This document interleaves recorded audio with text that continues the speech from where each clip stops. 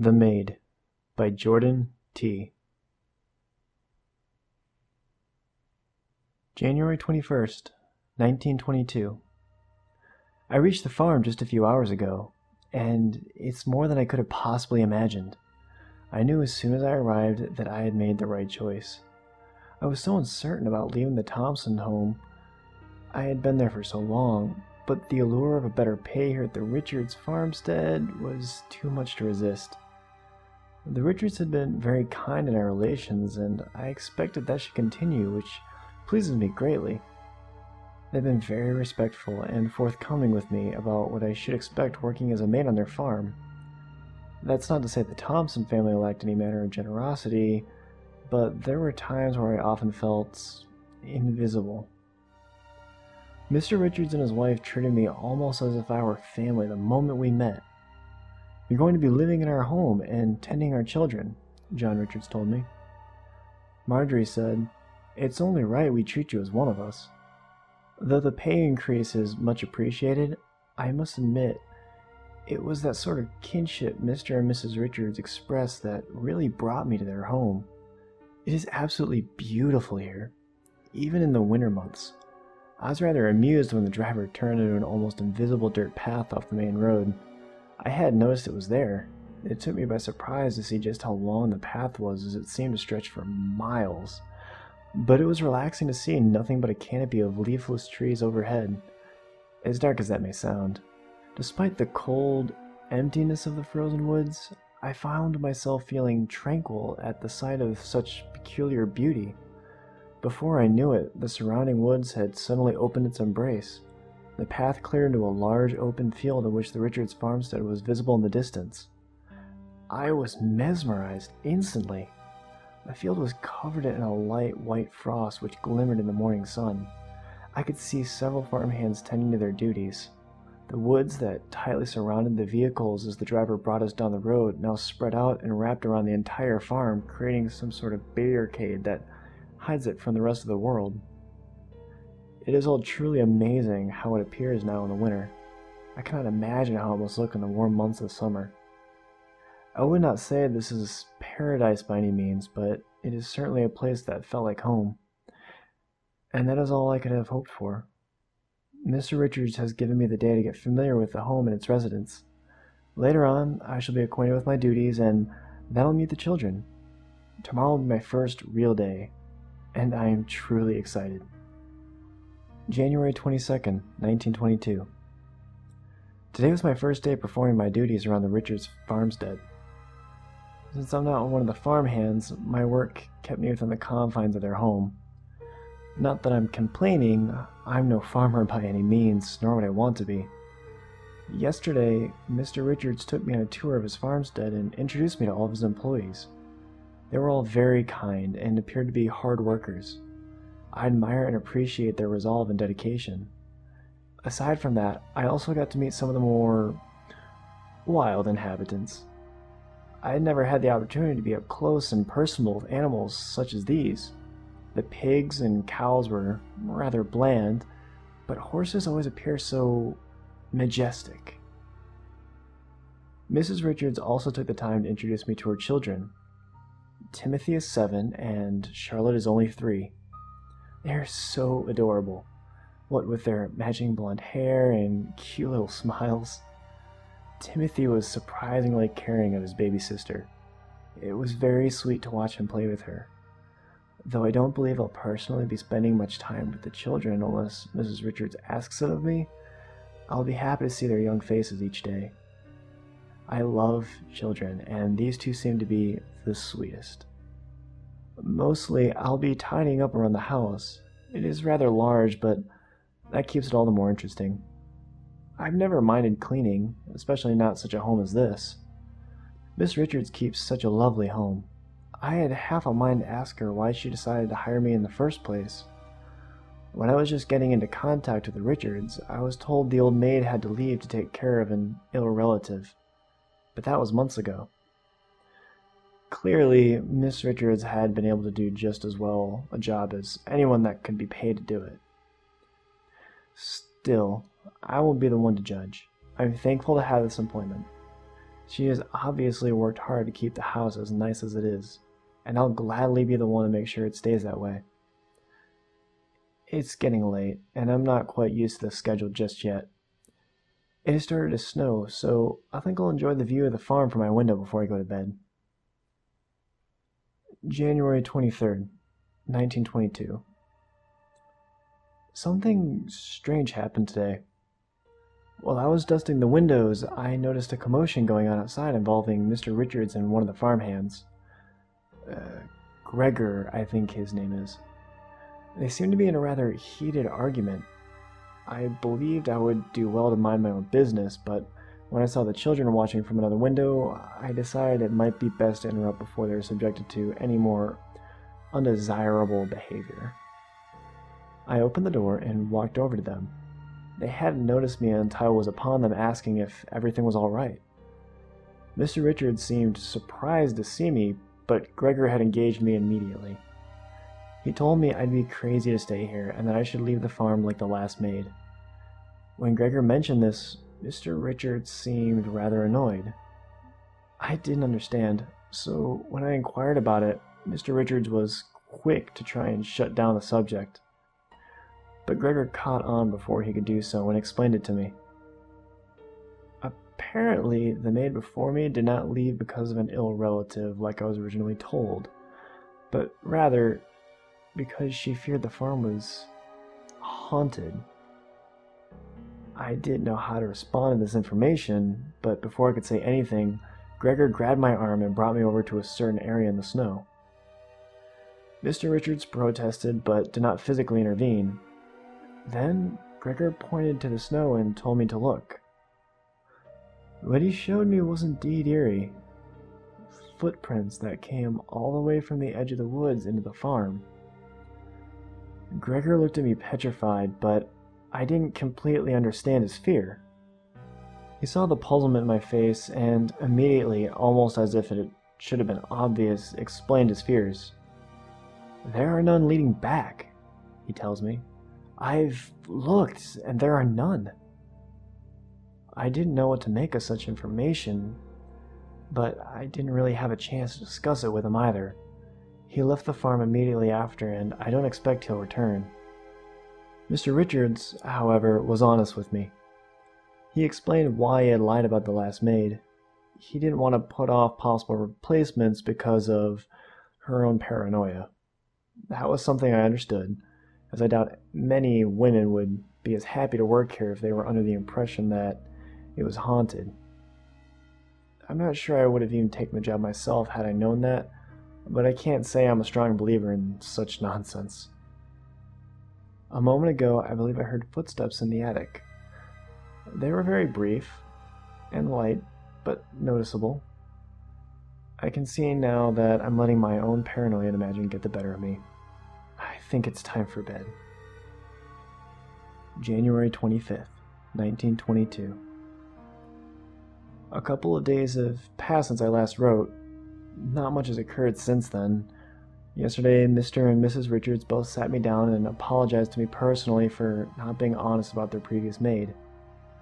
I assured them I took no offense and that I understood their reasoning, but they still seemed rather ashamed of it. I think they're also ashamed of the notion that they have a haunted home, but I told them that was a silly idea. I truthfully felt bad for them. I knew they were very caring people, and I made sure that they knew that. Still, I could not help but feel like they were feeling guilty about having misled me, so I tried to cheer them up with a few good laughs. It lightened the mood a bit, and they appeared appreciative of my understanding and lightheartedness. Gregor, as I expected, did not return to the farm, but it did not seem to affect the efficiency of running the farm for Mr. Richards. The animals still get fed, the pens still get cleaned, the eggs still get collected. It's obvious that the farmstead can survive a spooked worker or two. As for the footprints in the snow, they've since faded with the wind and more snow. No other farmhands seemed to care. They either didn't notice or thought the money was far more important than being worried of ghastly entities. Even so, Mr. Richards had some of his men scour the area as a precaution to be sure no one was lurking around the farm. He has mentioned to me that he has had trouble with stolen livestock in the past, but all such matters had always been resolved quickly. Despite being very closed off from the rest of the world, the people in this area are actually a part of a very tightly knit community. If someone tries to sell a stolen animal to another farm, it's not hard to determine if that animal initially belonged to someone else close by. However, the men never found any intruders, nor did they find any missing livestock. It would appear that everything was normal, and there was nothing to be afraid of. Unless, of course, there is a ghost. Whatever the case, a few strange occurrences here and there probably won't hurt anyone. January 26th, 1922. Today was a very cold day. The snow continues to pile on little by little. I've noticed that some here are not as fond of it as I am, but I suppose they knew what they were getting themselves into. Personally, I love waking up and going right to my window. I don't mind sitting in the frigid draft it lets in when I'm able to see snowflakes falling for what seems like miles. It is truly beautiful. When I exited my room this morning, I found a newspaper in front of my door. It was a brand I did not recognize, from an area I did not know. Not only that, but it was also several days old. Regardless, I don't know where it came from or who it belonged to, but it was not mine. I do not read newspapers. I decided to go see Mr. Richards about it to see if maybe someone left it there by accident. When I asked him about it, he told me he thought it could be mine. Because it was a paper he didn't recognize from anyone else on the farm, seeing as I would be the newest inhabitant of the farm, he left it at my doorstep thinking it belonged to me. I explained to him that it wasn't mine, that I don't even read newspapers, and that I wasn't sure who it belonged to. He had a curious expression on his face that told me he was unsure of where this paper could have come from if not from me, but I don't think either of us cared enough to take the subject any further, so we took the paper and threw it in the trash. Later on, when I was busy doing laundry, Mrs. Richards came to me asking if I knew where the house keys might be. I told her that the last I saw them they were hanging on the hook where they were always supposed to be, but I had to admit that I wasn't exactly sure the last time I had actually seen them, as it's something I never thought to take notice of. She was not angry, but there was an obvious worry on her face. I believe she may be under the impression that one of the farmhands had taken it. She never did seem to trust them. Before I came to my room this evening, I asked her if she ever found them. She said she hadn't, but was certain she had just misplaced them. They'll turn up eventually, she told me. She's probably right. We all misplace things in the most obvious of places. The creaking steps are back. I really should ask Mr. Richards about that. I'm starting to think that one of the children tends to wander at night, though I haven't a clue why they would venture into the attic. January 27th, 1922. I am so happy. I am so happy. This place is wonderful. I hope to stay here forever. I want to live here forever. I want to die here forever. I think I will. It's so beautiful. Good night. The Maid. January 28th, 1922. Report of Officer Charles Dawson.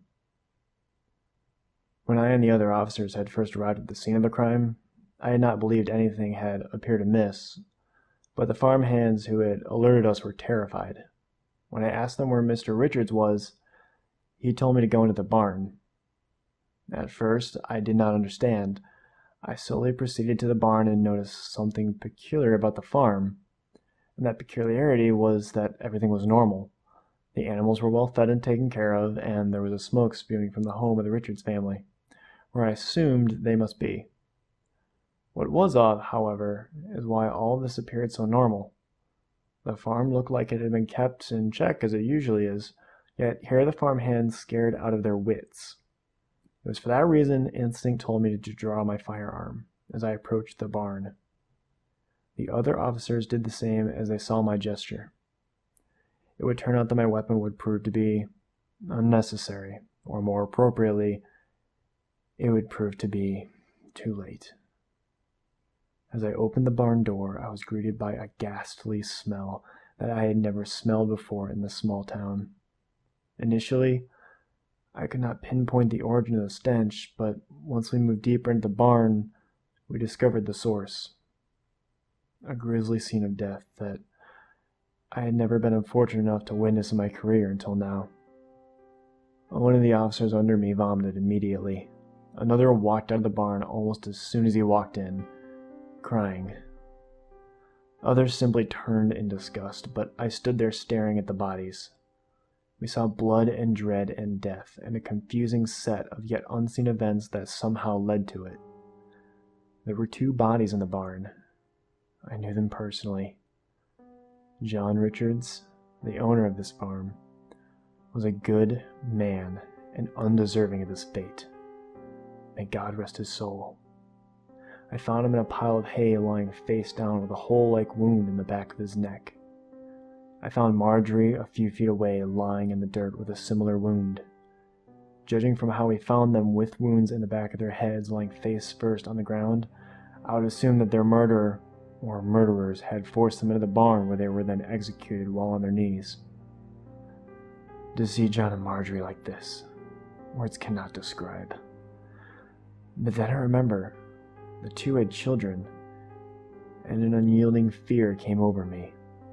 It was at this point I pulled 2 of my better composed men aside and instructed them to stay at my rear and be on their guard. Together we walked toward the family home, and I remember an insatiable wrath in me as I knew what I was going to find. We entered through the front door, I with my weapon hanging steady in the air. I don't know if I actually believed the perpetrator would still be present, but I know that I wanted that to be so. I moved past the stairway and down the hall into the kitchen.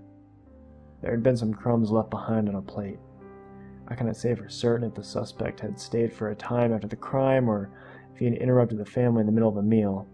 It should be noted, however, that there was just 1 plate. I had turned around from there and proceeded to check the rest of the rooms of the first floor, but found nothing out of place.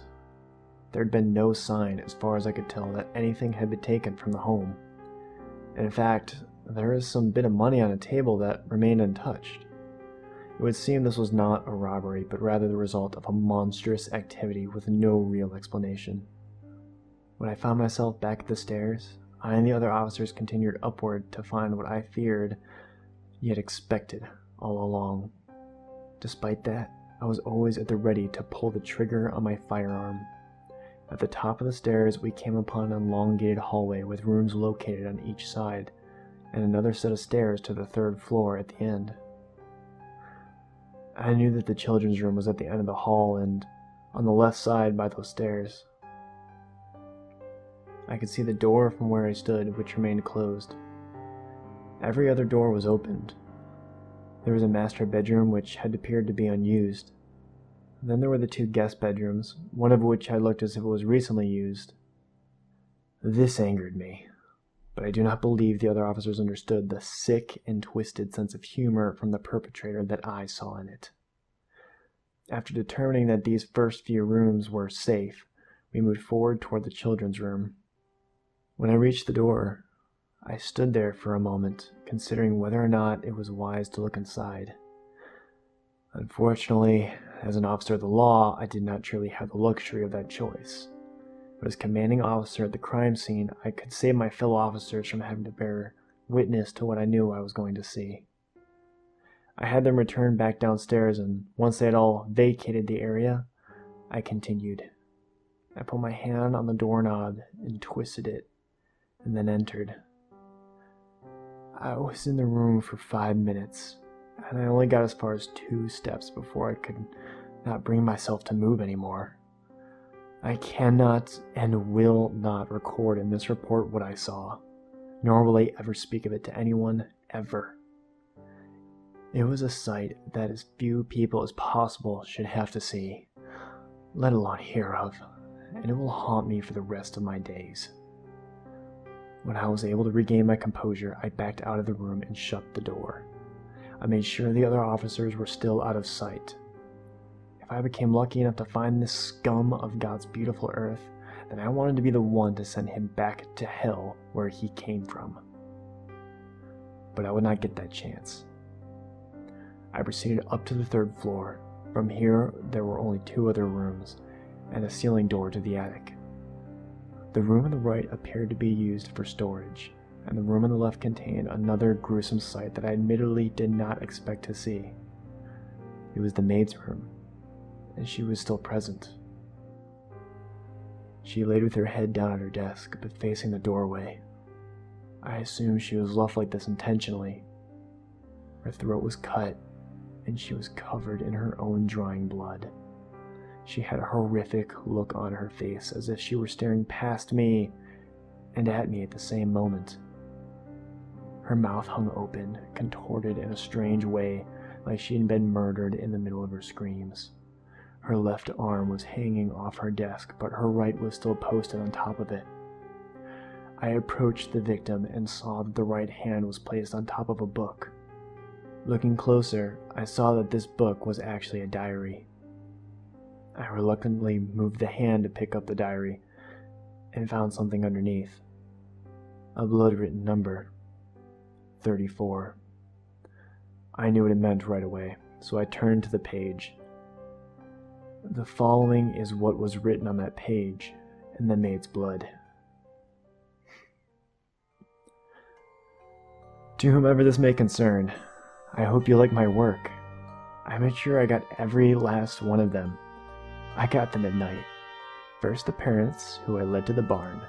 They begged. They always beg. Next the kids, who thought they could hide from me, but I was smarter. Then there was the maid. She was fun. Asleep when I found her, before I finished with her. I took her on a tour around the farm to show her my work, and then I brought her back here and made her write her last entry. I thought that would be funny. Then she got boring, so I shut her up forever. She was loud anyways. Could barely get her to stop talking even after I cut her. They never saw me coming.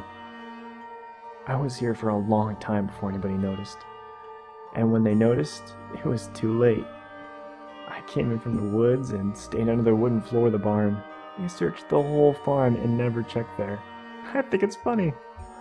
I stayed here for a time after I did my work. I like farms. It reminds me of home and family. I love animals too, so I took care of them. I slept in one of the rooms below. Not bad, but I've had better. Not to mention that noise. At first, I thought I had another play toy hiding up in the attic, but after searching it, I found nobody. There wasn't a darn thing except a set of keys. So I left. It scared me, to be honest with you. I'm a God-fearing man, and I know well enough to know that the sound of footsteps made by nobody is downright unholy. I near burnt the place down after that, but I realized that would only take away from the glory of my work. So here it is. Enjoy it. And don't look for me. I'm long gone. And a word of advice, friend. Don't go into that attic. There's someone up there that even I couldn't get to. Regards, T.F.